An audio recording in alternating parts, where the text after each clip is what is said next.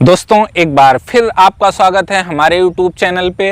और आज मैं आपको कविता सुनाऊंगा प्रकृति की सीख, जिसके लेखक हैं श्री सोहन लाल द्विवेदी जी। तो चलिए शुरू करते हैं।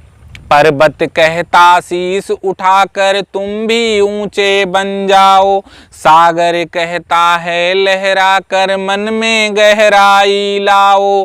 पर्वत कहता शीश उठाकर तुम भी ऊंचे बन जाओ, सागर कहता है लहरा कर मन में गहराई लाओ। समझ रहे हो क्या कहती है उठ उठ गिर गिर तरल तरंग, भर लो अपने मन में मीठी मीठी मृदुल उमंग।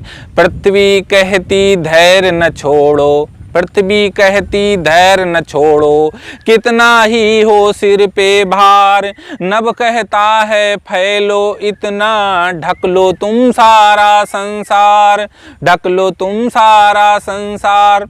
दोस्तों ये कविता आपको कैसी लगी कमेंट बॉक्स में ज़रूर बताइएगा, और ऐसी ही कविताओं को सुनने के लिए हमारे चैनल को ज़रूर सब्सक्राइब करें। और अगली मुलाकात होगी किसी बेहतरीन कविता के साथ।